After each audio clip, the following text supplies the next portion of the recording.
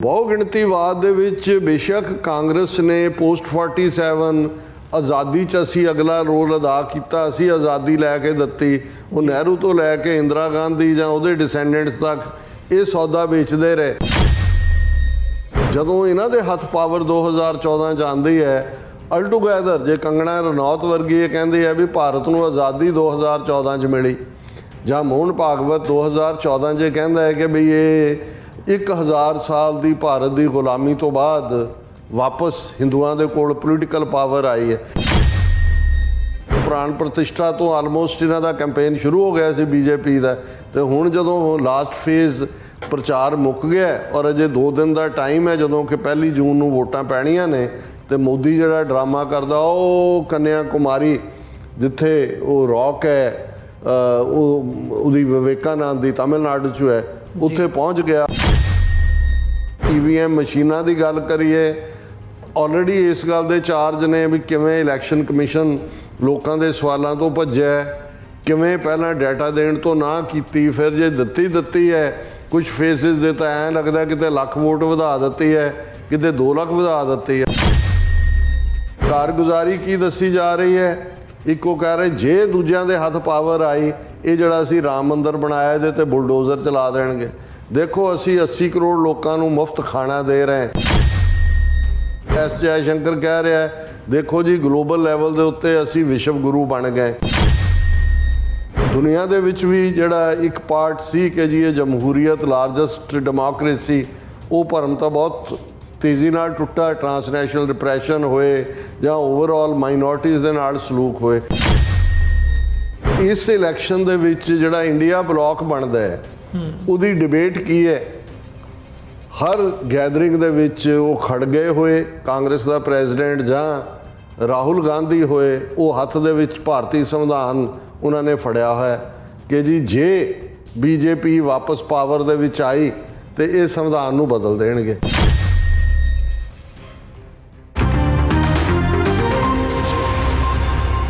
ਵਾਹਿਗੁਰੂ ਜੀ ਕਾ ਖਾਲਸਾ, ਵਾਹਿਗੁਰੂ ਜੀ ਕੀ ਫਤਿਹ। TV84 ਦੇ ਸਾਰੇ ਦਰਸ਼ਕ ਤੇ ਸਰੋਤੇ ਜਿਹੜੇ ਇਸ ਵਕਤ ਸਾਡੇ ਨਾਲ ਨਾਰਥ ਅਮਰੀਕਾ ਦੇ ਵਿੱਚੋਂ ਜੁੜੇ ਆ ਜਾਂ ਫਿਰ ਸੋਸ਼ਲ ਮੀਡੀਆ ਤੇ ਸਾਨੂੰ ਦੁਨੀਆ ਭਰ ਦੇ ਵਿੱਚ ਦੇਖ ਰਹੇ ਆ, ਮੈਂ ਅਮਰਵੀਰ ਸਿੰਘ ਅੱਜ ਸੱਚੋ ਸੱਚ ਪ੍ਰੋਗਰਾਮ ਦੇ ਵਿੱਚ ਆਪ ਸਭ ਦਾ ਤਹਿ ਦਿਲੋਂ ਸਵਾਗਤ ਕਰਦਾ।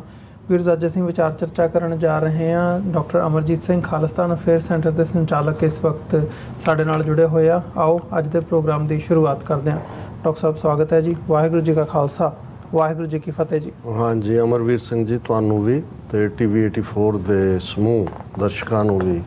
ਵਾਹਿਗੁਰੂ ਜੀ ਕਾ ਖਾਲਸਾ, ਵਾਹਿਗੁਰੂ ਜੀ ਕੀ ਫਤਿਹ। ਸਾਡੇ ਬਹੁਤ ਹੀ ਪਿਆਰੇ ਮੁਸਲਮਾਨ ਭੈਣਾਂ ਭਰਾਵਾਂ ਨੂੰ ਅਸਲਾਮ ਅਲੈਕਮ, ਤੇ ਗੰਗਾ ਜਮਨੀ ਤਹਿਜ਼ੀਬ ਵਾਲੇ ਹਿੰਦੂ ਤਵੀਆਂ ਨੂੰ ਨਮੋ ਨਮੇ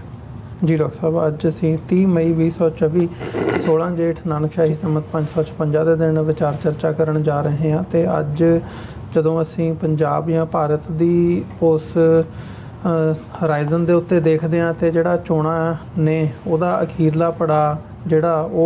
ਉਹਦੇ ਲਈ ਜਿਹੜਾ ਪ੍ਰਚਾਰ ਆ ਉਹ ਮੁਕੰਮਲ ਹੋ ਚੁੱਕਿਆ ਆ। ਇੱਕ ਦਿਨ ਹੁਣ ਗੈਪ ਹੈਗਾ, ਅੱਜ ਆਲਰੇਡੀ ਉੱਥੇ ਸਵੇਰ ਹੋ ਚੁੱਕੀ ਹੈ ਤੇ ਆਉਂਦੀ ਕੱਲ 1 ਤਰੀਕ ਨੂੰ ਜਿਹੜਾ ਹੈ 1 ਜੂਨ ਨੂੰ ਵੋਟਾਂ ਪੈਣੀਆਂ ਨੇ ਤੇ 4 ਤਰੀਕ ਨੂੰ ਜਿਹੜੀਆਂ ਚੋਣਾਂ ਨੇ ਉਹਨਾਂ ਦੇ ਨਤੀਜੇ ਨਿਕਲਣੇ ਆ। ਸੋ ਕਈ ਕਿਸਮ ਦੀਆਂ ਜਿਹੜੀਆਂ ਕਿਆਸਰਾਈਆਂ ਨੇ ਉਹ ਲਾਈਆਂ ਜਾ ਰਹੀਆਂ ਨੇ। ਪੰਜਾਬ ਸਪੈਸੀਫਿਕ ਵੀ ਇਸ ਦੇ ਉੱਤੇ ਅਸੀਂ ਗੱਲ ਕਰਾਂਗੇ, ਜਾਂ ਸਿੱਖ ਨਜ਼ਰੀਏ ਤੋਂ ਕਿਵੇਂ ਦੇਖਿਆ ਜਾਵੇ ਇਹ ਸਾਰੇ ਪਾਰਟ ਨੂੰ, ਜਿਹੜਾ ਇਹ 7 ਗੇੜਾਂ ਦੇ ਵਿੱਚ ਚੋਣਾਂ ਹੋਈਆਂ ਨੇ। ਪਰ ਓਵਰਆਲ ਜੇ ਦੇਖਣਾ ਹੋਵੇ ਇੰਡੀਆ ਲੈਵਲ ਦੇ ਉੱਤੇ, ਇੱਕ ਪਾਸੇ ਮੋਦੀ ਕਿਆਂ ਦੀ ਜਿਹੜੀ ਨੀਤੀ ਹੈਗੀ ਹੈ ਉਹ ਨਿਰੰਤਰ ਜਾਰੀ ਹੈ, ਤੇ ਇੰਡੀਆ ਬਲਾਕ ਜਿਹੜਾ ਜਿਹਦੇ ਵਿੱਚ ਕਾਂਗਰਸ ਉਹ ਤੇ ਹੈਗੀ ਹੈ ਜਿਹੜੀ ਇੰਡੀਆ ਬਲਾਕ ਨੂੰ ਲੀਡ ਕਰ ਰਹੀ ਹੈ, ਤੇ ਉਹਨਾਂ ਨੇ ਨਾਅਰਾ ਦਾਅਵਾ ਸੰਵਿਧਾਨ ਬਚਾਉਣ ਦਾ, ਭਾਰਤ ਨੂੰ ਬਚਾਉਣ ਦਾ ਦਿੱਤਾ, ਉਹ ਕਿੰਨਾ ਕੁ ਕਾਰਗਰ ਸਿੱਧ ਹੁੰਦਾ ਨਜ਼ਰ ਆ ਰਿਹਾ ਇਸ ਵਕਤ। ਤੇ ਕੀ ਲੱਗਦਾ ਹੈ ਜਿਹੜੀਆਂ ਵੋਟਾਂ ਪਈਆਂ ਨੇ, ਹਾਲਾਂਕਿ ਵੋਟ ਪਰਸੈਂਟੇਜ ਥੋੜ੍ਹੀ ਜਿਹੀ ਜਿਹੜੀ ਹੈ ਉਹ ਘਟੀ ਹੈ, ਇਹਨੂੰ ਵੀ ਡਿਫਰੈਂਟਲੀ ਦੇਖਿਆ ਜਾ ਰਿਹਾ ਹੈ। ਤੇ ਐਗਜ਼ਿਟ ਪੋਲਸ ਦੇ ਮੁਤਾਬਕ, ਜਾਂ ਐਗਜ਼ਿਟ ਪੋਲਸ ਤੇ ਨਹੀਂ ਪਰ ਜਿਹੜੀਆਂ ਪਹਿਲਾਂ ਇਹਨਾਂ ਨੇ ਸਰਵੇ ਕਰਵਾਇਆ ਸੀ ਉਹਦੇ ਵਿੱਚ ਤੇ ਮੋਦੀ ਕਿਆਂ ਨੂੰ ਬਹੁਤ ਜ਼ਿਆਦਾ ਜਿਹੜੀ ਹੈ ਉਹ ਲੀਡ ਦਿਖਾਈ ਸੀਗੀ। ਪਰ ਉਸ ਕਿਸਮ ਦੇ ਨਤੀਜੇ ਹੁਣ ਜਦੋਂ ਅਸੀਂ ਦੇਖ ਰਹੇ ਹਾਂ ਸਾਰੇ, ਜਿਵੇਂ ਮੋਦੀ ਸਰਕਾਰ ਦਾ ਵਰਤਾਰਾ ਵੀ ਰਿਹਾ, ਉਹਨਾਂ ਦੀਆਂ ਚੋਣ ਰੈਲੀਆਂ ਨੂੰ ਐਨਾਲਾਈਜ਼ ਕਰਦੇ ਹਾਂ ਜਾਂ ਓਵਰਆਲ ਦੇਖਦੇ ਹਾਂ, ਉਹ ਉਸ ਕਿਸਮ ਦੀ ਲੀਡ ਨਹੀਂ ਨਜ਼ਰ ਆਉਂਦੀ ਹੈਗੀ। ਸੋ ਕੀ ਲੱਗਦਾ ਵੀ ਕੋਈ ਉਹ 300 ਦੇ ਗੇੜ 'ਚ ਹੀ ਜਾ ਕੇ ਡਿੱਗਣਗੇ ਜਾਂ ਥੋੜ੍ਹਾ ਬਹੁਤ ਉੱਤੇ ਥੱਲੇ ਵੀ ਹੋ ਸਕਦਾ? ਦੇਖੋ, ਸਭ ਤੋਂ ਪਹਿਲਾਂ ਤਾਂ ਅੱਜ ਦਾ ਕਿਉਂਕਿ ਫਾਰਮੈਟ ਅਸੀਂ ਭਾਰਤ ਦੀਆਂ ਚੋਣਾਂ ਇਨ ਜਨਰਲ ਅਤੇ ਪੰਜਾਬ ਦੇ 13 ਹਲਕਿਆਂ ਨਾਲ ਸੰਬੰਧਿਤ ਚੋਣਾਂ ਇਨ ਪਾਰਟੀਕੂਲਰ, ਇਸ ਦੇ ਮੱਦੇਨਜ਼ਰ ਜਿਹੜਾ ਹੈ ਉਹ 1-to-1 ਡਿਸਕਸ਼ਨ ਲਈ ਇਸ ਫਾਰਮੈਟ ਨੂੰ ਚੁਣਿਆ, ਕਿਉਂਕਿ ਸਾਡੇ ਬਹੁਤ ਸਾਰੇ ਦਰਸ਼ਕਾਂ ਦੀ ਇਹ ਮੰਗ ਵੀ ਸੀ। ਹਾਲਾਂਕਿ ਅਸੀਂ ਪਿਛਲੇ 4-5 ਦਿਨ ਤੋਂ ਲਗਾਤਾਰਤਾ ਨਾਲ 2 ਜਾਂ 3 ਸੈਗਮੈਂਟ ਉਹ ਚੋਣਾਂ ਜਾਂ ਪੰਜਾਬ ਨਾਲ ਸੰਬੰਧਿਤ ਸਨ, ਪਰ ਜਿਹੜੀ ਇੰਟੀਮੇਟ ਗੁਫ਼ਤਗੂ ਹੁੰਦੀ ਹੈ ਉਹ ਸਾਡੇ ਦਰਸ਼ਕਾਂ ਦੀ ਮੰਗ ਸੀ। ਉਹ ਅਸੀਂ ਜ਼ਰੂਰ ਅੱਜ ਦੇ ਪ੍ਰੋਗਰਾਮ 'ਚ ਡਿਫਰੈਂਟ ਆਸਪੈਕਟ ਓਵਰਆਲ ਭਾਰਤੀ ਚੋਣਾਂ ਦਾ ਇੱਕ ਐਟ ਏ ਗਲੈਂਸ, ਪੰਜਾਬ ਦੇ ਵਿੱਚ ਇਸ ਦਾ ਕੀ ਪ੍ਰਭਾਵ ਹੋਏਗਾ, ਜਾਂ 2014 ਔਰ 2019 ਜਦੋਂ ਕਿ ਪੰਜਾਬ ਨੇ ਰਿਵੋਲਟ ਕੀਤਾ ਨੈਸ਼ਨਲ ਸੀਨੇਰੀਓ ਦੇ ਖਿਲਾਫ, ਜੋ ਨੇਸ਼ਨ 'ਚ ਹੋਇਆ, ਮੋਦੀ ਦੇ ਉੱਤੇ ਸਟੈਂਪ ਲੱਗੀ, ਉਸ ਦੀ ਗੱਲ ਵੀ ਜੀ। ਔਰ ਕੁੱਲ ਮਿਲਾ ਕੇ ਜਿੱਥੇ 3 ਪੰਥਕ ਹਲਕਿਆਂ ਦੇ ਵਿੱਚ ਦਿਲਚਸਪੀ ਹੈ, ਸਾਡੇ ਬਹੁਤ ਸਾਰੇ ਵੀਰਾਂ ਭੈਣਾਂ ਦੀ ਉਸ ਨੂੰ ਲੈ ਕੇ ਫਿਕਰ ਵੀ ਹੈ, ਅਤੇ ਇੱਕ ਜਿਹੜਾ ਬਰਾਡਰ ਕੁਐਸਚਨ ਜਿਹੜਾ ਕਿ ਖਾਲਿਸਤਾਨੀ ਐਕਟਿਵਿਸਟ ਹੋਣ ਦੇ ਨਾਤੇ ਪਿਛਲੇ 4 ਦਹਾਕਿਆਂ ਤੋਂ ਅਸੀਂ ਫੇਸ ਵੀ ਕੀਤਾ ਹੈ, ਕਈ ਵਾਰ ਉਹਦਾ ਕ੍ਰਿਟਿਸਿਜ਼ਮ ਵੀ ਲਿਆ ਹੈ ਕਿ ਭਾਰਤੀ ਇਲੈਕਟਰਲ ਸਿਸਟਮ ਜਾਂ ਪਾਰਲੀਮੈਂਟਰੀ ਸਿਸਟਮ ਰਾਹੀਂ ਕੀ ਅਸੀਂ ਆਪਣਾ ਗੋਲ ਅਚੀਵ ਕਰ ਸਕਦੇ ਹਾਂ, ਜਾਂ ਕੀ ਇਹ ਈਵਨ ਐਡਵਾਈਜ਼ੇਬਲ ਵੀ ਹੈ ਖਾਲਿਸਤਾਨੀ ਧਿਰਾਂ ਲਈ ਕਿ ਅਸੀਂ ਉਹਨਾਂ ਦੇ ਸਿਸਟਮ 'ਚ ਜਾਈਏ। ਸੋ ਇਹਨਾਂ ਸਾਰੇ ਆਸਪੈਕਟਸ ਦੇ ਉੱਤੇ ਅਸੀਂ ਇਨ ਡੀਟੇਲ ਜਿਹੜਾ ਉਹ ਗੱਲਬਾਤ ਕਰਾਂਗੇ, ਪਰ ਮੈਂ ਸ਼ੁਰੂ ਦੇ ਵਿੱਚ ਦੱਸਦੇ ਹਾਂ ਕਿ ਅੱਜ ਦਾ ਪ੍ਰੋਗਰਾਮ ਅਸੀਂ ਸੰਤ ਬਾਬਾ ਰੋਸ਼ਨ ਸਿੰਘ ਜੀ ਉਹਨਾਂ ਦੀ ਯਾਦ ਨੂੰ ਸਮਰਪਿਤ ਕਰ ਰਹੇ ਹਾਂ। ਔਰ ਮੈਂ ਜਦੋਂ ਅੱਜ ਸਵੇਰ ਦੇ ਆਵਰਸ ਜੀ ਇਸ ਦਾ ਸਾਨੂੰ ਪਤਾ ਲੱਗਾ, ਬਾਬਾ ਰੋਸ਼ਨ ਸਿੰਘ ਜਿਹੜੇ ਉਸ ਪਰੰਪਰਾ ਨਾਲ ਸੰਬੰਧਿਤ ਸੀ। ਹਾਲਾਂਕਿ ਇਹ ਠੀਕ ਹੈ ਕਿ ਅੱਜ ਵੀ ਜਦੋਂ ਕ੍ਰਿਟਿਸਿਜ਼ਮ ਹੁੰਦਾ ਬਹੁਤ ਵਾਰ, ਕਿਉਂਕਿ ਭੇਖੀ ਕਿਸਮ ਦੇ ਲੋਕਾਂ ਨੇ ਸੰਤ ਬਾਣੇ ਦੇ ਅੰਦਰ ਇਸ ਕਿਸਮ ਦਾ ਅਡੰਬਰ ਜਾਂ ਪਖੰਡ ਬਣਾਇਆ ਹੋਇਆ ਕਿ ਉਸ ਨੂੰ ਲੈ ਕੇ ਅਕਸਰ ਜਿਹੜਾ ਇਹ ਲੱਗਦਾ ਹੈ ਕਿ ਵੀ ਕਿਵੇਂ ਮੁੱਖ ਧਾਰਾ ਗੁਰੂ ਗ੍ਰੰਥ ਸਾਹਿਬ ਨਾਲੋਂ ਤੋੜ ਕੇ ਆਪੋ ਆਪਣਾ ਜਿਹੜਾ ਉਹ ਹਰ ਇੱਕ ਨੇ ਪੰਥ ਚਲਾਇਆ ਹੋਇਆ। ਪਰ ਮੁੱਖ ਧਾਰਾ ਦੇ ਵਿੱਚ ਜਦੋਂ ਅਸੀਂ ਹੋਤੀ ਮਰਦਾਨ ਦਾ ਜ਼ਿਕਰ ਪੜ੍ਹਦੇ ਹਾਂ, ਔਰ ਐਜ਼ ਏ ਵਿਦਿਆਰਥੀ, ਐਜ਼ ਏ ਸਟੂਡੈਂਟ, ਜਦੋਂ ਅਸੀਂ ਇਨੀਸ਼ੀਅਲ ਆਪਣੇ ਸਕੂਲ ਡੇਜ਼ ਦੇ ਵਿੱਚ ਇਹ ਲਫ਼ਜ਼ ਵੀ ਸੁਣਦੇ ਸੀ ਹੋਤੀ ਮਰਦਾਨ, ਕਿਉਂਕਿ ਸਾਡੇ ਖਿੱਤੇ ਨਾਲ ਤਾਂ ਇਹਦਾ ਤਾਲੁਕ ਨਹੀਂ ਹੈ, ਇਸ ਗੱਲ ਦਾ ਧਿਆਨ ਰਹੇ ਕਿ ਮਰਦਾਨ ਇਹ ਖੈਬਰ ਪਖਤੂਨਖਵਾ ਜਿਹੜਾ ਅੱਜ ਪਾਕਿਸਤਾਨ ਦਾ ਸੂਬਾ ਹੈ, ਔਰ ਸਿੱਖ ਰਾਜ ਵੇਲੇ ਇਹ ਸਿੱਖ ਰਾਜ ਦਾ ਹਿੱਸਾ ਸੀ। ਜਮਰੌਦ ਤੱਕ ਅਸੀਂ ਦੇਖਦੇ ਹਾਂ, ਪਿਸ਼ਾਵਰ ਤੋਂ ਲਗਭਗ 62 ਕਿਲੋਮੀਟਰ ਈਸਟ ਵੱਲ ਇਸ ਦਾ, ਔਰ ਇਸ ਮਰਦਾਨ ਜ਼ਿਲ੍ਹੇ ਦੇ ਵਿੱਚ ਇੱਕ ਸਿਟੀ ਕੌਂਸਲ ਹੋਤੀ, ਜਿੱਥੇ ਕਿ ਜਦੋਂ ਸਿੱਖੀ ਦੇ ਈਵਨ ਇਤਿਹਾਸਕ ਪੱਖ ਦੀ ਗੱਲ ਹੁੰਦੀ ਹੈ, ਅਸੀਂ ਜੇ ਦੂਸਰੇ ਪੱਖ ਦੀ ਗੱਲ ਅਜੇ ਨਾ ਵੀ ਕਰੀਏ ਤਾਂ ਫਿਰ ਸੰਤ ਬਾਬਾ ਪ੍ਰੇਮ ਸਿੰਘ ਹੋਤੀ ਮਰਦਾਨ ਜਿਨ੍ਹਾਂ ਦੇ ਨਾਂ ਨਾਲ ਲੱਗਾ ਹੁੰਦਾ ਸੀ। ਇਸ ਲਈ ਜਦੋਂ ਹੋਤੀ ਲਫ਼ਜ਼ ਆਉਂਦਾ ਹੈ, ਮਰਦਾਨ ਆਟੋਮੈਟਿਕਲੀ ਆ ਜਾਂਦਾ ਹੈ। ਤਾਂ ਤੁਹਾਨੂੰ ਰਿਸਰਚ ਕਰਕੇ ਪਤਾ ਲੱਗਦਾ ਹੈ ਕਿ ਮਰਦਾਨ ਜ਼ਿਲ੍ਹਾ ਖੈਬਰ ਪਖਤੂਨਖਵਾ ਦਾ, ਹੋਤੀ ਇੱਕ ਟਾਊਨ ਹੈ। ਔਰ ਉਹਨਾਂ ਨੇ ਉਸ ਪੀਰੀਅਡ ਦੇ ਵਿੱਚ, ਕਿਉਂਕਿ ਇਹ ਉਹ ਸਾਰੀ ਬੜੀ ਠੇਠ ਪਠਾਣੀ ਬੈਲਟ ਹੈ,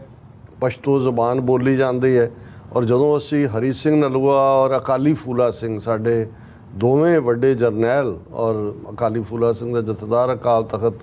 ਜਿਨ੍ਹਾਂ ਦੀ ਸ਼ਹਾਦਤ ਲੰਡੇ ਦਰਿਆ ਦੇ ਕੰਢੇ ਨਸ਼ਹਿਰੇ ਦੀ ਜੰਗ ਵਿੱਚ ਹੋਈ, ਔਰ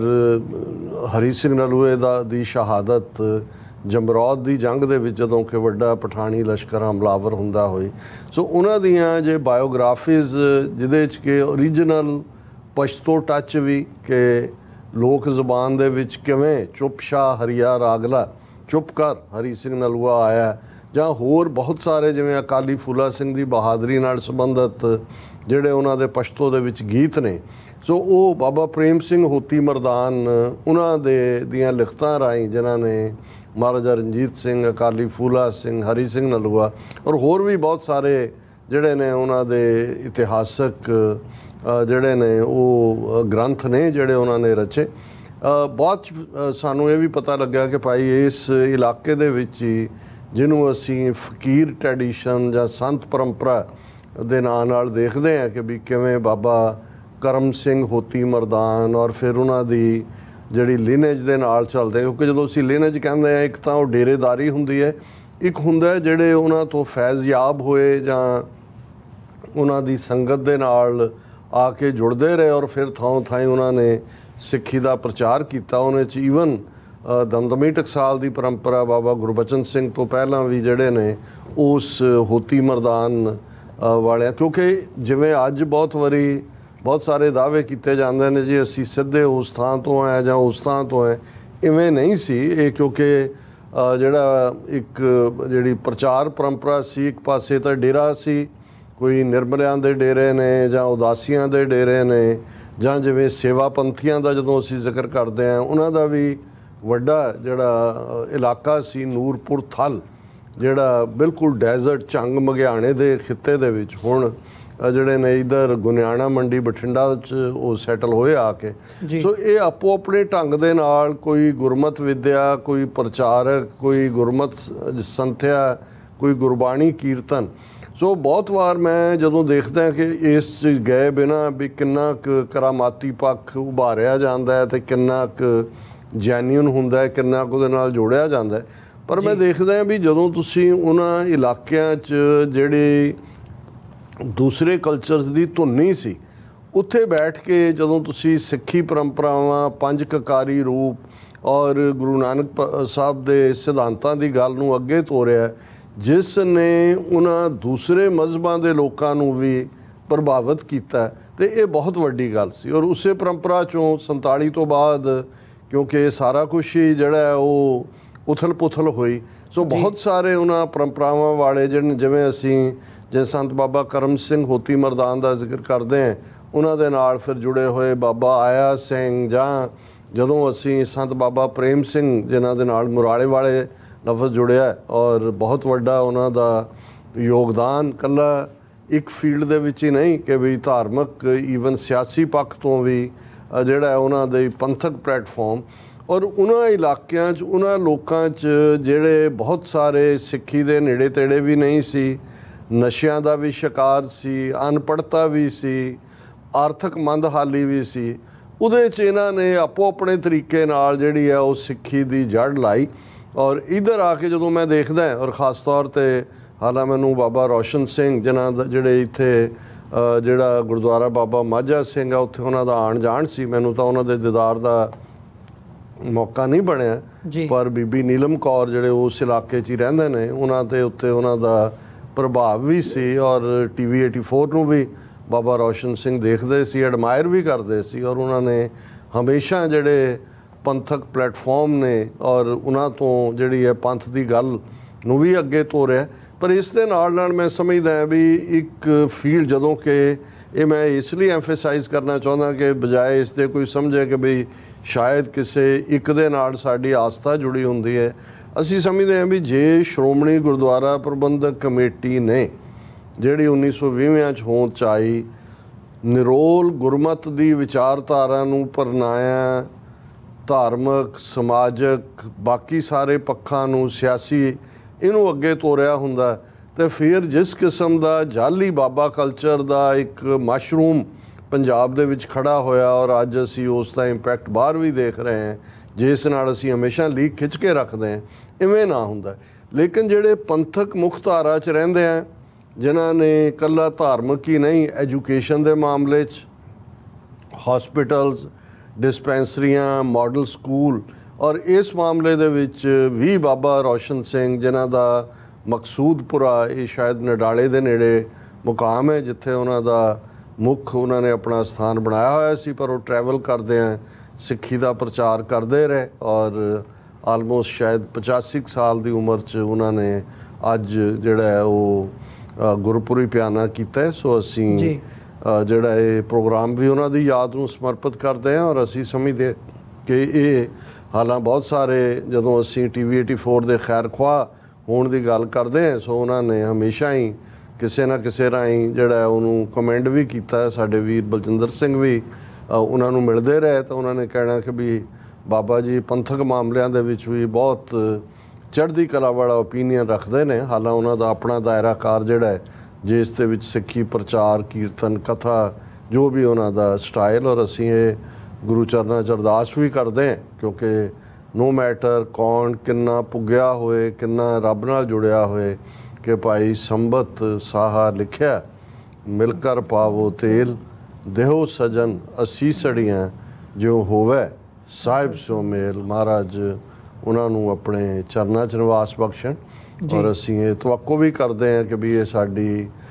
ਸੰਤ ਪਰੰਪਰਾ ਵਾਲੇ ਜਿਹੜੇ ਖਾਸ ਤੌਰ 'ਤੇ ਗੁਰਮਤ ਮੁਖਤਾਰਾ ਦੇ ਨਾਲ ਜੁੜੇ ਹੋਏ ਨੇ, ਇਹ ਜਿੱਥੇ ਧਾਰਮਿਕ ਜਾਗ੍ਰਿਤੀ ਪੈਦਾ ਕਰਦੇ ਨੇ, ਉੱਥੇ ਅੱਜ ਕੌਮ ਦੇ ਗਲੋਂ ਗੁਲਾਮੀ ਦੇ ਸੰਗਲ ਲਾਉਣ ਲਈ ਵੀ ਜਿਹੜਾ ਹੈ ਉਹ ਪ੍ਰਚਾਰ ਢੰਗ ਸੰਤ ਜਰਨੈਲ ਸਿੰਘ ਖਾਲਸਾ ਪਿੰਡਰਾਂ ਵਾਲੇ ਵੀ ਉਸੇ ਸੰਤ ਪਰੰਪਰਾ 'ਚੋਂ ਹੀ ਆਏ ਸੀ, ਜਿਹੜੀ ਬੇਸ਼ੱਕ ਗ੍ਰਸਤੀ ਪਰੰਪਰਾ। ਸੰਤ ਕਰਤਾਰ ਸਿੰਘ ਖਾਲਸਾ ਪਿੰਡਰਾਂ ਵਾਲੇ ਜਿਨ੍ਹਾਂ ਨੇ ਆਪਣੇ ਪੀਰੀਅਡ 'ਚ ਈਵਨ ਜਦੋਂ ਐਮਰਜੈਂਸੀ ਇੰਦਰਾ ਗਾਂਧੀ ਨੇ ਲਾਈ, ਸੋ ਉਹਨਾਂ ਨੇ ਇੱਕ ਤਰੀਕਾ ਲੱਭਿਆ। ਉਹਨਾਂ ਨੇ ਕਿਹਾ ਕਿ ਉਹ ਪੋਲੀਟੀਕਲ ਤਾਂ ਉਹ ਜ਼ਿੰਦਾਬਾਦ ਤੇ ਦੂਜੇ ਵਾਲੇ ਤਾਂ ਜਲੂਸ ਕੱਢਣੇ ਨਹੀਂ ਸੀ ਉਹਨਾਂ ਨੇ ਜੀ, ਕਿਉਂਕਿ ਜਦੋਂ ਇਹ ਪਾਬੰਦੀ ਲੱਗੀ ਈਵਨ ਪੰਜਾਬ ਦੇ ਵਿੱਚ ਉਹਨਾਂ ਨੇ ਨਗਰ ਕੀਰਤਨਾਂ ਦਾ ਸਿਲਸਿਲਾ ਸ਼ੁਰੂ ਕੀਤਾ। 37 ਦੇ ਕਰੀਬ ਇਸ ਕਿਸਮ ਦੇ ਕਿ ਗੁਰੂ ਗ੍ਰੰਥ ਸਾਹਿਬ ਦੀ ਤਾਬਿਆ, ਉੱਥੇ ਉਹਨਾਂ ਨੇ ਪੰਥ ਦੀ ਗੱਲ, ਗੁਲਾਮੀ ਦੇ ਸੰਗਲ ਕੱਟਣ ਦੀ ਗੱਲ, ਕੌਮ ਦੀ ਆਜ਼ਾਦੀ ਦੀ ਗੱਲ। ਔਰ ਉਸੇ ਹੀ ਜਿੱਥੋਂ ਸੰਤ ਕਰਤਾਰ ਸਿੰਘ ਖਾਲਸਾ ਪਿੰਡਰਾਂ ਵਾਲਿਆਂ ਨੇ ਇਹ ਗੱਲ ਛੱਡੀ, ਉੱਥੋਂ ਸੰਤ ਜਰਨੈਲ ਸਿੰਘ ਖਾਲਸਾ ਪਿੰਡਰਾਂ ਵਾਲਿਆਂ ਨੇ ਫਿਰ ਜਿੱਥੇ ਜਾਲੀ ਗੁਰੂ ਡਾਮ ਨਰਕਧਾਰੀਆਂ ਨੂੰ ਚੈਲੰਜ ਕੀਤਾ, ਦੂਸਰਿਆਂ ਨੂੰ ਕੀਤਾ, ਔਰ ਆਪਣੇ ਕਿਵੇਂ ਉਹਨਾਂ ਨੇ ਸਮੁੱਚੀ ਕੌਮ ਦੇ ਅੰਦਰ, ਜੇ ਮੈਂ ਇਹ ਕਹਾਂ ਕਿ 1849 ਤੋਂ ਬਾਅਦ ਜਦੋਂ ਕਿ ਸਿੱਖ ਰਾਜ ਜਾਂਦਾ ਹੈ, ਸੰਤ ਜਰਨੈਲ ਸਿੰਘ ਖਾਲਸਾ ਪਿੰਡਰਾਂ ਵਾਲੇ ਨੇ ਜਿਨ੍ਹਾਂ ਨੇ ਫੋਕਸ ਕੀਤਾ ਕਿ ਕੌਮ ਦੇ ਗਲੋਂ ਗੁਲਾਮੀ ਦੇ ਸੰਗਲ ਲਾਉਣੇ ਨੇ, ਔਰ ਸਿੱਧੇ ਸਿੱਧੇ ਖਾਲਸਾ ਰਾਜ ਦੇ ਕਾਨਸੈਪਟ ਨੂੰ ਸਾਹਮਣੇ ਲਿਆਂਦਾ। ਇਨ ਬਿਟਵੀਨ 98 ਸਾਲ ਦੀ ਜਿਹੜੀ ਸਾਡੀ ਸਟਰਗਲ ਹੈ, ਉਸ ਦੇ ਵਿੱਚ ਅਸੀਂ ਦੇਖਦੇ ਹਾਂ ਕਿ ਭਾਈ ਉਹ ਕੋਈ ਗਦਰ ਲਹਿਰ, ਕੋਈ ਫਰੰਗੀ ਕੱਢੋ, ਕੋਈ ਨੈਸ਼ਨਲਿਜ਼ਮ, ਕੋਈ ਕਿਸੇ ਖਾਤੇ 'ਚ। ਸੋ ਇਹ ਨਹੀਂ ਹੈ ਕਿ ਜੇ ਇਹ ਸੱਚਮੁੱਚ ਜਿਨ੍ਹਾਂ ਦਾ ਸੰਤ ਬਾਣਾ ਹੈ ਜਾਂ ਜਿਨ੍ਹਾਂ ਦੇ ਨੂੰ ਲੋਕ ਸਤਿਕਾਰਤ ਜਿਹੜੀਆਂ ਨੇ ਸਪਿਰਿਚੁਅਲ ਸ਼ਖਸੀਅਤਾਂ ਦੇ ਤੌਰ 'ਤੇ ਦੇਖਦੇ ਨੇ, ਇਹ ਉਹਨਾਂ ਦੇ ਜ਼ਿੰਮੇ ਵੀ ਹੈ ਕਿ ਭਾਈ ਇਹ ਸੰਤ ਸਿਪਾਹੀ ਦਾ ਕਾਨਸੈਪਟ ਹੈ ਗੁਰਬਾਣੀ ਦੇ ਅੰਦਰ ਜਾਂ ਗੁਰਮਤਿ ਸਿਧਾਂਤ ਦੇ ਅੰਦਰ। ਤੁਸੀਂ ਇੱਕ ਅਡਰਾ ਜੀ ਸਾਡਾ ਤਾਂ ਇੱਥੋਂ ਤੱਕ ਸੰਬੰਧ ਹੈ, ਇਹੀ ਕਾਨਸੈਪਟ ਤਾਂ ਸਿੱਧਾਂ ਜੋਗੀਆਂ ਦਾ ਸੀ। ਸੋ ਜਿਹੜੀ ਸਿੱਖੀ ਪਰੰਪਰਾ ਹੈ ਉਹ ਇਹੀ ਸਿਖਾਉਂਦੀ ਹੈ ਕਿ ਭਾਈ ਅਸੀਂ ਜਿੱਥੇ ਜੀਵਨ ਦਾ ਮਕਸਦ ਭਈ ਪ੍ਰਾਪਤ ਮਾਨੁਖ ਦੇ ਹੁਰੀਆ, ਗੋਬਿੰਦ ਮਿਲਣ ਕੀ ਇਹ ਤੇਰੀ ਬਰੀਆ,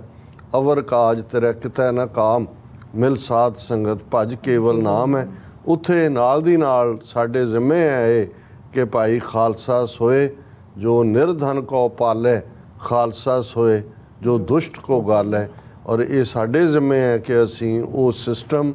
ਧਰਤੀ ਦੇ ਉੱਤੇ ਕਾਇਮ ਕਰਨਾ ਹੈ ਜਿਹੜਾ ਗੁਰੂ ਅਰਜਨ ਸਾਹਿਬ ਨੇ ਜਿਸ ਨੂੰ ਫਰਮਾਇਆ ਕਿ ਹੁਣ ਹੁਕਮ ਹੋਆ ਮਿਹਰਬਾਨ ਦਾ,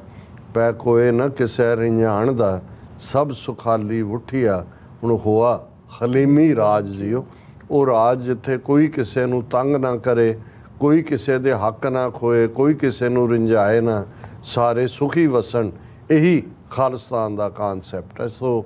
ਅਸੀਂ ਇਹ ਸਮਝਦੇ ਹਾਂ ਵੀ ਇਹ ਹਰ ਜਿਹੜਾ ਬੰਦਾ ਆਪਣੇ ਆਪ ਨੂੰ ਰੂਹਾਨੀਅਤ ਨਾਲ ਜੁੜਿਆ ਇਨਸਾਨ ਕਹਿੰਦਾ, ਕਿਉਂਕਿ ਗੱਲ ਇੱਕ ਪਾਸੇ ਦੀ ਨਹੀਂ ਹੈ, ਗੱਲ ਓਵਰਆਲ ਵੀ ਅਸੀਂ ਦੇਖਦੇ ਹਾਂ ਅੱਜ ਇੱਕ ਰੁਝਾਨ ਹੈ। ਤੁਸੀਂ ਵੱਡੇ ਵੱਡੇ ਕੀਰਤਨ ਦਰਬਾਰ, ਵੱਡੇ ਵੱਡੇ ਕਥਾ ਦਰਬਾਰ ਜਾਂ ਈਵਨ ਰਹਿਣ ਸਬਾਈ ਜਾਂ ਦੂਸਰੇ ਧਾਰਮਿਕ ਸਮਾਗਮ ਬਹੁਤ ਹੁੰਦੇ ਨੇ ਜਿਹੜੇ ਜ਼ਰੂਰੀ ਨੇ, ਹੋਣੇ ਵੀ ਚਾਹੀਦੇ ਨੇ, ਤੁਹਾਡੀ ਰੂਹ ਦੀ ਖੁਰਾਕ ਹੈ, ਜੀਵਨ ਦਾ ਆਸ਼ ਹੈ। ਲੇਕਿਨ ਸਿੱਖੀ ਮੁਕੰਮਲ ਹੈ ਮੀਰੀ ਪੀਰੀ ਦੇ ਨਾਲ, ਰਾਜ ਯੋਗ ਦੇ ਨਾਲ, ਸੰਤ ਸਿਪਾਹੀ ਦੇ ਨਾਲ, ਭਗਤੀ ਸ਼ਕਤੀ ਦੇ ਨਾਲ। ਸਿੱਖੀ ਦੇ ਵਿੱਚ ਕੱਲਾ ਆਪਣੀ ਆਪਣੀ ਮੁਕਤੀ ਜਾਂ ਆਪੋ ਆਪਣਾ ਜਿਹੜਾ ਆਰ ਰੂਹਾਨੀ ਇਸ ਨਾਲ ਜੁੜਿਆ ਹੋਇਆ ਕਾਨਸੈਪਟ ਨਹੀਂ ਹੈ, ਕਲੈਕਟਿਵ ਹੈ। ਖਾਲਸਾ ਪੰਥ ਦੇ ਗਲੋਂ ਗੁਲਾਮੀ ਦੇ ਸੰਗਲ ਕੱਟਣੇ ਨੇ। ਸੋ ਇਹ ਮੈਂ ਸਮਝਦਾ ਵੀ ਇਸ ਪਲੇਟਫਾਰਮ ਤੋਂ ਅਸੀਂ ਲਗਾਤਾਰਤਾ ਨਾਲ ਇਹ ਮੈਸੇਜ ਪਿਛਲੇ 12 ਸਾਲ ਤੋਂ ਦਿੰਦੇ ਵੀ ਹਾਂ, ਪਰ ਕਈ ਵਾਰ ਕੋਈ ਓਪਰਚੁਨਿਟੀ ਵੀ ਹੁੰਦੀ ਹੈ ਜਿਹਦੇ ਰਾਹੀਂ ਅਸੀਂ ਇਸ ਕਾਨਸੈਪਟ ਨੂੰ ਜਿਹੜਾ ਹੈ ਉਹ ਇੱਕ ਨਵੇਂ ਫਰੇਜ਼ਸ ਦੇ ਵਿੱਚ ਕਹਿਣ ਦੀ ਕੋਸ਼ਿਸ਼ ਕਰਦੇ ਹਾਂ। ਹੁਣ ਤੁਹਾਡੇ ਮੈਂ ਸਵਾਲ ਵੱਲ ਆਵਾਂ। ਦੇਖੋ ਓਵਰਆਲ ਜੇ ਅਸੀਂ ਡੈਮੋਕ੍ਰੇਸੀ,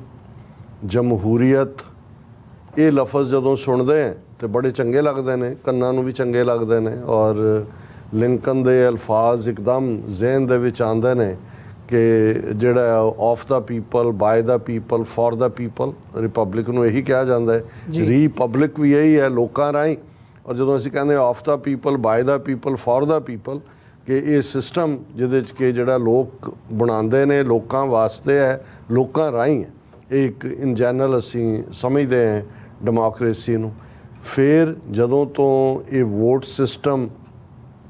ਇਜਾਦ ਹੋਇਆ, ਕਨਸਟੀਟਿਊਸ਼ਨ ਜਾਂ ਸੰਵਿਧਾਨ ਜਾਂ ਆਇਨ ਦੇ ਕਨਸੈਪਟ ਆਏ, ਫਿਰ ਇਹ ਹੋਇਆ ਕਿ ਭਾਈ ਜਿਹੜੇ ਸ਼ਹਿਰੀ ਨੇ, ਔਰ ਇਹਦੀ ਇੱਕ ਲੰਬੀ ਕਹਾਣੀ ਹੈ ਕਿ ਵੀ ਅੱਜ ਵਾਂਗ ਨਹੀਂ ਹੈ, ਔਰਤਾਂ ਨੂੰ ਆਪਣੇ ਹੱਕ ਲੈਣ ਲਈ ਵੋਟਾਂ ਦੇ, ਈਵਨ ਜਿਹੜੇ ਡਿਵੈਲਪਡ ਨੇਸ਼ਨਸ ਨੇ, ਅਮਰੀਕਾ ਦੇ ਵਿੱਚ 1920 'ਚ ਔਰਤਾਂ ਨੂੰ ਵੋਟ ਦਾ ਹੱਕ ਮਿਲਿਆ। ਅਜੇ ਬਹੁਤ ਸਾਰੀਆਂ ਥਾਵਾਂ ਦੇ ਉੱਤੇ ਸਟਰਗਲ ਅਫਰੀਕਨ ਕੰਟਰੀਜ਼ ਜਾਂ ਦੂਸਰਿਆਂ 'ਚ ਹੈ ਹੀ ਹੈ, ਬਾਕੀਆਂ ਨੂੰ ਛੱਡ ਵੀ ਦਈਏ। ਅਥੋਰੀਟੇਰੀਅਨਿਜ਼ਮ, ਕਮਿਊਨਿਜ਼ਮ, ਫਾਸ਼ਿਜ਼ਮ ਔਰ ਕਿਸ ਕਿਸਮ ਦੇ ਰਾਜ। ਲੇਕਿਨ ਇੱਕ ਪਾਰਟ ਜਦੋਂ ਅਸੀਂ ਭਾਰਤੀ ਜਮਹੂਰੀਅਤ ਦੇ ਕੰਟੈਕਸਟ ਦੇਖਦੇ ਹਾਂ ਤਾਂ ਕੋਈ ਸ਼ੱਕ ਨਹੀਂ ਹੈ ਕਿ ਉਸ ਜ਼ਮਾਨੇ 'ਚ ਜਦੋਂ ਭਾਰਤੀ ਕਨਸਟੀਟਿਊਸ਼ਨ 26 ਜਨਵਰੀ 1950 ਨੂੰ ਹੋਂਦ 'ਚ ਆਇਆ,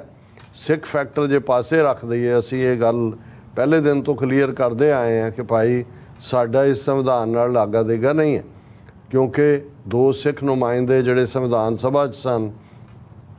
ਉਹਨਾਂ ਨੇ ਇਸ ਦੇ ਉੱਤੇ ਦਸਤਖਤ ਨਹੀਂ ਸੀ ਕੀਤੇ, ਕਿਉਂਕਿ ਸਿੱਖਾਂ ਨਾਲ ਕੀਤੇ ਗਏ ਇਕਰਾਰ ਨਹੀਂ ਸੀ ਪੂਰੇ ਕੀਤੇ ਗਏ। ਔਰ ਆਰਟੀਕਲ 25(20) ਭਾਰਤੀ ਆਇਨ ਦਾ ਸਿੱਖਾਂ, ਬੌਧੀਆਂ, ਜੈਨੀਆਂ ਨੂੰ ਹਿੰਦੂ ਬਣਾਉਂਦਾ। ਇਹੀ ਕਾਰਨ ਸੀ ਕਿ 26 ਜਨਵਰੀ 1950 ਨੂੰ ਜਦੋਂ ਕਿ ਬਾਕੀ ਮੁਲਕ ਦੇ ਵਿੱਚ ਜਸ਼ਨ ਮਨਾਏ ਜਾ ਰਹੇ ਸੀ ਰਿਪਬਲਿਕ ਡੇ ਦੇ, ਸਿੱਖ ਇਹਨੂੰ ਐਜ਼ ਏ ਬਲੈਕ ਡੇ ਬਣਾ ਰਹੇ ਸੀ। ਸੋ ਇਹ ਜਿਹੜੀ ਹੈ ਕਨਸੈਪਚੁਅਲੀ ਗੱਲ ਕਲੀਅਰ ਹੋਣੀ ਚਾਹੀਦੀ ਹੈ। ਪਰ ਇਹਦੇ ਬਾਵਜੂਦ ਅਸੀਂ ਜਦੋਂ ਇਹ ਕਹਿੰਦੇ ਹਾਂ ਕਿ ਵੀ ਇਸ ਸੰਵਿਧਾਨ ਨੇ ਉਹ ਕੁਝ ਕੀਤਾ, ਕੁਝ ਚੀਜ਼ਾਂ ਨੇ ਜਿਹੜੀਆਂ 3-3.5 ਸਾਲ ਤੋਂ ਜੋ ਕੁਝ ਚੱਲ ਰਿਹਾ ਸੀ ਬ੍ਰਾਹਮਣਵਾਦ ਦੀ ਵਿਚਾਰਧਾਰਾ ਦਾ, ਉਹਨੂੰ ਅਨਡੂ ਕੀਤਾ। ਔਰ ਉਹਦੇ 'ਚ ਇੱਕ ਵੱਡੀ ਗੱਲ ਮੈਂ ਜੇ ਕਹਿਣੀ ਹੋਏ ਕਿ ਜਿਹੜਾ 3.5 ਸਾਲ ਤੋਂ ਵਰਣ ਆਸ਼ਰਮ ਜਾਂ ਹਿੰਦੂ ਧਰਮ ਦੀ ਰੀੜ੍ਹ ਦੀ ਹੱਡੀ ਜਾਂ ਹਿੰਦੂ ਹੋਣ ਦੀ ਨਿਸ਼ਾਨੀ ਬ੍ਰਾਹਮਣ, ਕਸ਼ਤਰੀ, ਵੈਸ਼, ਸ਼ੂਦਰ, ਜਿੱਥੇ ਬ੍ਰਾਹਮਣ ਉੱਚ ਥਾਂ ਤੇ ਬੈਠਾ, ਸਾਰੇ ਰਾਈਟ ਉਹਦੇ ਕੋਲ ਨੇ, ਐਜੂਕੇਸ਼ਨ ਦਾ ਵੀ, ਲਾਅ ਦਾ ਵੀ। ਬ੍ਰਾਹਮਣ ਦੇਵਤਾ ਹੈ, ਕਸ਼ਤਰੀ, ਵੈਸ਼, ਸ਼ੂਦਰ ਉਹਦੀ ਸੇਵਾ 'ਚ ਲੱਗੇ ਹੋਏ ਨੇ। ਸ਼ੂਦਰ ਔਰ ਔਰਤ, ਉਹਨਾਂ ਦੇ ਕੋਲ ਕੋਈ ਹਕੂਕ ਨਹੀਂ ਨੇ, ਕਿਉਂਕਿ ਉਹਨੂੰ ਜਿਹੜਾ ਗਵਰਨ ਕਰਨ ਵਾਲਾ ਲਾਅ ਸੀ ਮਨੂ ਸਮ੍ਰਿਤੀ, ਉਹ ਬੇਸਿਕ ਰਾਈਟ ਹੀ ਨਹੀਂ ਦਿੰਦਾ। ਸੋ ਇਸ ਸੰਵਿਧਾਨ ਦਾ ਜੇ ਕੋਈ ਇੱਕ ਰੈਵੋਲੂਸ਼ਨਰੀ ਸਟੈਪ ਕਹਿਣਾ ਹੋਏ, ਉਹ ਇਹ ਸੀ ਕਿ ਸ਼ੂਦਰ ਵੀ ਤੇ ਔਰਤ ਵੀ ਬ੍ਰਾਹਮਣ ਦੇ ਬਰਾਬਰ ਆ ਗਈ ਵੋਟ ਦੇ ਹੱਕ ਨਾਲ, ਕਿ ਜਿਹੜੀ ਇੱਕ ਵੋਟ ਬ੍ਰਾਹਮਣ ਕੋਲ ਹੈ, ਉਹੀ ਇੱਕ ਵੋਟ ਦਾ ਹੱਕ ਐਡਲਟ ਔਰਤ ਨੂੰ ਵੀ ਮਿਲਿਆ, ਉਹੀ ਸ਼ੂਦਰ ਨੂੰ। ਬਾਕੀ ਅਸੀਂ ਰਿਜ਼ਰਵੇਸ਼ਨ, ਦੂਸਰੇ ਤੀਸਰੇ ਫੈਕਟਰ ਛੱਡ ਵੀ ਦਈਏ, ਜਾਂ ਸੰਵਿਧਾਨ ਦੇ ਵਿੱਚ ਇਕੁਆਲਿਟੀ ਔਰ ਫਰੀਡਮਸ ਔਰ ਫੰਡਾਮੈਂਟਲ ਰਾਈਟਸ ਔਰ ਡਾਇਰੈਕਟਿਵ ਪ੍ਰਿੰਸੀਪਲਸ, ਔਰ ਉਹ ਮੈਂ ਉਸ ਡਿਟੇਲ 'ਚ ਨਾ। ਸੋ ਇਹ ਜਿਹੜੀ ਇੱਕ ਵੱਡੀ ਤਬਦੀਲੀ ਸੀ ਸੰਵਿਧਾਨਕ ਤੌਰ ਦੇ ਉੱਤੇ, ਇਹ ਜੇ ਤੁਸੀਂ ਸੰਵਿਧਾਨ ਬਣਨ ਤੱਕ 2-3 ਸਾਲ ਦੀ ਡਿਬੇਟ ਦੇਖੋਗੇ ਤੇ ਤੁਹਾਨੂੰ ਨਜ਼ਰ ਆਏਗਾ ਕਿ ਕਿਵੇਂ ਕਿੰਨਾ ਵੱਡਾ ਵਿਰੋਧ ਇਸ ਲਾਈਨ ਦਾ ਵੀ ਹੁੰਦਾ ਰਿਹਾ। ਔਰ ਇਹਦੇ 'ਚ ਬੜੀ ਦਿਲਚਸਪ ਗੱਲ ਹੈ, ਕਿਉਂਕਿ ਹਾਲਾਂ ਇਲੈਕਸ਼ਨਾਂ ਦਾ ਬਹੁਤਿਆਂ ਦੀ ਦਿਲਚਸਪੀ ਹੋਏਗੀ ਕਿ ਜੇ ਅਸੀਂ ਦੱਸੀਏ ਕੌਣ ਜਿੱਤ ਰਿਹਾ, ਕੌਣ ਕਿੰਨੀ। ਮੇਰੀ ਹਮੇਸ਼ਾ ਮੈਨੂੰ ਇਹ ਹੁੰਦਾ ਵੀ ਜੇ ਕਾਨਸੈਪਟ ਸਮਝ ਆ ਜਾਏ, ਸਿਧਾਂਤ ਸਮਝ ਆ ਜਾਏ, ਬਾਕੀ ਤਾਂ ਖੇਡ ਉਸ ਸਿਧਾਂਤ ਦੇ ਥੱਲੇ ਹੀ ਖੇਡੀ ਜਾਂਦੀ ਹੈ ਜਾਂ ਉਹਦੇ ਬੁਰਕੇ 'ਚ ਖੇਡੀ ਜਾਂਦੀ ਹੈ। ਹੁਣ ਜਦੋਂ ਇਹ ਸੰਵਿਧਾਨ ਬਣ ਗਿਆ, ਸਰ ਕਪੂਰ ਸਿੰਘ, ਜਿਨ੍ਹਾਂ ਦੀ ਇੱਕ ਬੜੀ ਪ੍ਰਸਿੱਧ ਪੁਸਤਕ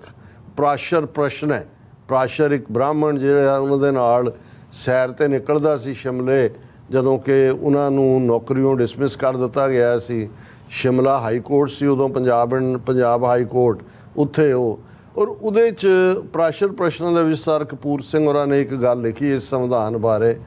ਉਹਨਾਂ ਨੇ ਕਿਹਾ ਵੀ ਜਿਹੜੀ ਹਿੰਦੂ ਥਾਟ ਦੀ ਆਰੀਆ ਆਤਮਾ ਹੈ, ਉਹ ਇਹਨੂੰ ਕਦੇ ਵੀ ਕਬੂਲ ਨਹੀਂ ਕਰੇਗੀ, ਕਿਉਂਕਿ ਇਹ ਸੰਵਿਧਾਨ ਬੇਸਿਕਲੀ ਸੋਸ਼ਲਿਸਟਿਕ, ਕਮਿਊਨਿਸਟਿਕ,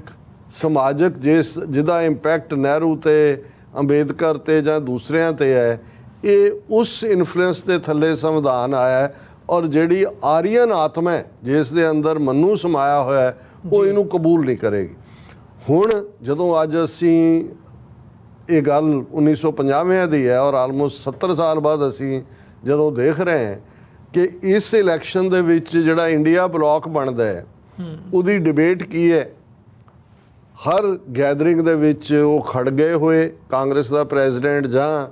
ਰਾਹੁਲ ਗਾਂਧੀ ਹੋਏ, ਉਹ ਹੱਥ ਦੇ ਵਿੱਚ ਭਾਰਤੀ ਸੰਵਿਧਾਨ ਉਹਨਾਂ ਨੇ ਫੜਿਆ ਹੋਇਆ ਕਿ ਜੀ ਜੇ ਬੀਜੇਪੀ ਵਾਪਸ ਪਾਵਰ ਦੇ ਵਿੱਚ ਆਈ ਤੇ ਇਹ ਸੰਵਿਧਾਨ ਨੂੰ ਬਦਲ ਦੇਣਗੇ। ਔਰ ਹੁਣ ਔਰ ਜਦੋਂ ਮੈਂ ਇਹ ਸਾਰਾ ਪ੍ਰਚਾਰ ਦੇਖਿਆ ਮੈਂ ਕਿਹਾ ਜੀ ਚਲੋ ਅਸੀਂ ਤਾਂ ਇਹਦਾ ਫਾਸ ਤਾਂ ਪਹਿਲਾਂ ਹੀ ਵੜ ਦਿੱਤਾ ਸੀ, ਅਸੀਂ ਤਾਂ ਇਹਨੂੰ ਮੰਨਦਾ ਹੀ ਨਹੀਂ, ਪਰ ਇਹ ਕੀ ਹੈ। ਔਰ ਇੱਕਦਮ ਮੇਰੇ ਮਾਈਂਡ ਦੇ ਵਿੱਚ ਉਹ ਪ੍ਰਾਸ਼ਰ ਪ੍ਰਸ਼ਨਾਂ ਦਾ ਸਰ ਕਪੂਰ ਸਿੰਘ ਹੋਰਾਂ ਦੀਆਂ ਲਾਈਨਾਂ ਆਈਆਂ ਕਿ ਵੀ ਇਹ ਲਾਗੂ ਤਾਂ ਹੋ ਗਿਆ ਕਾਚਟ ਅਸੈਂਬਲੀ 'ਚ, ਕਿਉਂਕਿ ਕਾਂਗਰਸ ਕੋਲ ਮੈਜੋਰਟੀ ਸੀ, ਪਰ ਉਹਨਾਂ ਨੇ ਕਿਹਾ ਵੀ ਜਿਹੜੀ ਆਰੀਆ ਆਤਮ ਹੈ ਜਿਹਦੇ 'ਚ ਮਨੂ ਸਮ੍ਰਿਤੀ ਲਾਈ ਕਰ ਰਹੀ ਹੈ ਉਹਨੇ ਇਸ ਨੂੰ ਐਕਸੈਪਟ ਨਹੀਂ ਕਰਨਾ। ਅਲਟੀਮੇਟਲੀ ਇਸ ਖਿੱਤੇ ਦੀ ਜਿਹੜੀ ਹਿੰਦੂ ਜਿਹੜੀ ਆਰੀਅਨ ਸੋਲ ਹੈ ਉਹ ਤਾਂ ਸੈਟੀਸਫਾਈ ਹੁੰਦੀ ਹੈ ਮਨੂ ਸਮ੍ਰਿਤੀ ਨਾਲ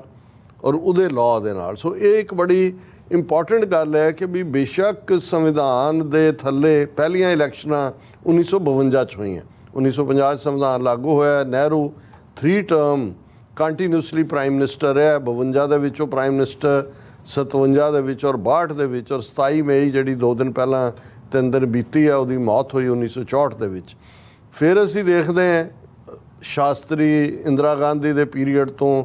ਚੱਲਦੇ ਹਾਂ ਅੱਜ ਹਾਲਾਤ ਇਹ ਬਣ ਗਏ। ਹਾਲਾਂਕਿ ਇੰਦਰਾ ਗਾਂਧੀ ਦੇ ਪੀਰੀਅਡ 'ਚ ਹੀ ਇਸ ਦਾ ਡਿਕਲਾਈਨ ਸ਼ੁਰੂ ਹੋ ਗਿਆ ਸੀ, ਸਾਰੇ ਸਿਸਟਮ ਨੇ ਅਲਟੀਮੇਟਲੀ ਇੱਕ ਪਾਸੇ ਜਿੱਥੇ ਖਾਨਦਾਨੀ ਬਣਨ ਵੱਲ ਉੱਥੇ ਕਰਪਸ਼ਨ ਵੀ। ਔਰ ਜਦੋਂ ਈਵਨ ਉਹਦਾ ਇੰਦਰਾ ਗਾਂਧੀ ਦੇ ਵੇਲੇ ਜਿਹੜਾ ਕਾਂਗਰਸ ਪ੍ਰੈਜ਼ੀਡੈਂਟ ਸੀ ਡੀ.ਕੇ. ਬਰੂਆ ਜੀ ਅਸਾਮ ਤੋਂ, ਐਮਰਜੈਂਸੀ ਦੇ ਪੀਰੀਅਡ 'ਚ ਵੀ ਔਰ ਐਮਰਜੈਂਸੀ ਜਦੋਂ ਤੋੜੀ ਗਈ ਇਲੈਕਸ਼ਨਾਂ ਹੋਈਆਂ ਤੇ ਉਸ ਨੇ ਇੱਕ ਨਾਅਰਾ ਦਿੱਤਾ ਸੀ India is Indira and Indira is India. ਜੀ ਮਤਲਬ ਇਹ ਹੈ ਕਿ ਵੀ ਅਲਟੀਮੇਟਲੀ ਬੇਸ਼ੱਕ ਸੰਵਿਧਾਨਕ ਤੌਰ ਤੇ ਵੋਟਿੰਗ ਦੇ ਨਾਲ ਜਮਹੂਰੀਅਤ ਜੇ ਇੰਡੀਆ ਦੀ ਕਹਿਣੀ ਹੋਏ, ਬਾਕੀ ਸਿਸਟਮ ਤਾਂ ਸਾਰੇ ਟੁੱਟੇ ਹੀ ਟੁੱਟੇ ਨੇ, ਪਰ ਮੈਜੋਰੀਟੇਰੀਅਨਿਜ਼ਮ ਦੇ ਉੱਤੇ ਆ ਕੇ ਐਂਡ ਹੋਇਆ ਬਹੁਗਿਣਤੀਵਾਦ। ਹੁਣ ਬਹੁਗਿਣਤੀਵਾਦ ਦੇ ਵਿੱਚ ਬੇਸ਼ੱਕ ਕਾਂਗਰਸ ਨੇ ਪੋਸਟ 47 ਆਜ਼ਾਦੀ 'ਚ ਅਸੀਂ ਅਗਲਾ ਰੋਲ ਅਦਾ ਕੀਤਾ, ਅਸੀਂ ਆਜ਼ਾਦੀ ਲੈ ਕੇ ਦਿੱਤੀ, ਉਹ ਨਹਿਰੂ ਤੋਂ ਲੈ ਕੇ ਇੰਦਰਾ ਗਾਂਧੀ ਜਾਂ ਉਹਦੇ ਡਿਸੈਂਡੈਂਟਸ ਤੱਕ ਇਹ ਸੌਦਾ ਵੇਚਦੇ ਰਹੇ। ਲੇਕਿਨ ਜਦੋਂ ਇਹਨਾਂ ਦੇ ਹੱਥ ਪਾਵਰ 2014 'ਚ ਆਉਂਦੀ ਹੈ, ਅਲਟੂਗੈਦਰ ਜੇ ਕੰਗਣਾ ਰਣੌਤ ਵਰਗੀ ਇਹ ਕਹਿੰਦੇ ਆ ਵੀ ਭਾਰਤ ਨੂੰ ਆਜ਼ਾਦੀ 2014 'ਚ ਮਿਲੀ, ਜਾਂ ਮੋਹਨ ਭਾਗਵਤ 2014 'ਚ ਕਹਿੰਦਾ ਹੈ ਕਿ ਬਈ ਇਹ 1000 ਸਾਲ ਦੀ ਭਾਰਤ ਦੀ ਗੁਲਾਮੀ ਤੋਂ ਬਾਅਦ ਵਾਪਸ ਹਿੰਦੂਆਂ ਦੇ ਕੋਲ ਪੋਲੀਟੀਕਲ ਪਾਵਰ ਆਈ ਹੈ। ਫਿਰ ਜੇ ਅਸੀਂ ਇਸ 10 ਸਾਲ ਦਾ ਵਰਤਾਰਾ ਦੇਖੀਏ ਕਿ ਟੋਟਲੀ ਹੇਟਡ ਤੇ ਬੇਸਡ, ਟੋਟਲੀ ਐਗਜ਼ਿਸਟਿੰਗ ਇੰਸਟੀਟਿਊਸ਼ਨਸ ਨੂੰ ਡਿਸਟਰੋਏ ਕਰਕੇ ਜਿਸ ਲੈਵਲ ਦੇ ਉੱਤੇ ਇਸ ਸਾਰੇ ਸਿਸਟਮ ਨੂੰ ਬਣਾਇਆ ਗਿਆ, ਔਰ ਜਿੰਨਾ ਡਰਟੀ ਫਾਲਸਹੁੱਡ ਔਰ ਨਫ਼ਰਤ ਦੇ ਉੱਤੇ ਜਿਹੜਾ ਮਬਨੀ ਕੈਂਪੇਨ ਬੀਜੇਪੀ ਨੇ ਰਨ ਕੀਤਾ, ਉਸ ਤੋਂ ਅਸੀਂ ਅੰਦਾਜ਼ਾ ਲਾ ਸਕਦੇ ਹਾਂ ਕਿ ਇਸ ਸਾਰੇ 'ਚੋਂ ਕਿਹੜਾ ਲੋਕ ਭਲਾਈ ਦਾ ਏਜੰਡਾ। ਇੱਕ ਤਾਂ ਹੁੰਦਾ ਹੈ ਵੀ ਕੋਈ ਹਕੂਮਤ ਲੋਕਾਂ ਦੇ ਸਾਹਮਣੇ ਆਂਦੀ ਹੈ, ਉਹ ਆ ਕੇ ਕਹਿੰਦੀ ਹੈ ਜੀ ਸਾਡੀ ਕਾਰਗੁਜ਼ਾਰੀ ਹੈ ਜੀ। ਇੰਡੀਪੈਂਡੈਂਟ ਸਿਸਟਮ 'ਚ ਤਾਂ ਇਹੀ ਹੁੰਦਾ ਹੈ ਕਿ ਵੀ ਹੁਣ ਕਾਰਗੁਜ਼ਾਰੀ ਕੀ ਦੱਸੀ ਜਾ ਰਹੀ ਹੈ। ਇੱਕੋ ਕਹਿ ਰਹੇ ਜੇ ਦੂਜਿਆਂ ਦੇ ਹੱਥ ਪਾਵਰ ਆਈ, ਇਹ ਜਿਹੜਾ ਅਸੀਂ ਰਾਮ ਮੰਦਰ ਬਣਾਇਆ ਇਹਦੇ ਤੇ ਬੁਲਡੋਜ਼ਰ ਚਲਾ ਦੇਣਗੇ। ਦੇਖੋ ਅਸੀਂ 80 ਕਰੋੜ ਲੋਕਾਂ ਨੂੰ ਮੁਫਤ ਖਾਣਾ ਦੇ ਰਹੇ,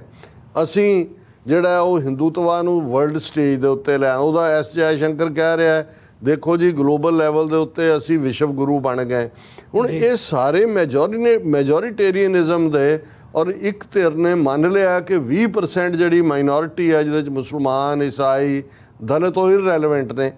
ਉਹਨੇ ਟੋਟਲੀ ਜਿਹੜਾ ਉਹ 80% ਦੇ ਉੱਤੇ ਫੋਕਸ ਔਰ ਹੇਟਰਡ ਦੇ ਉੱਤੇ ਉਹ ਸਾਰੇ ਨੂੰ ਰੱਖ ਕੇ। ਔਰ ਜੇ ਤੁਸੀਂ ਇਹ 7 ਫੇਜ਼ ਸਾਰੇ ਦੇਖੋ,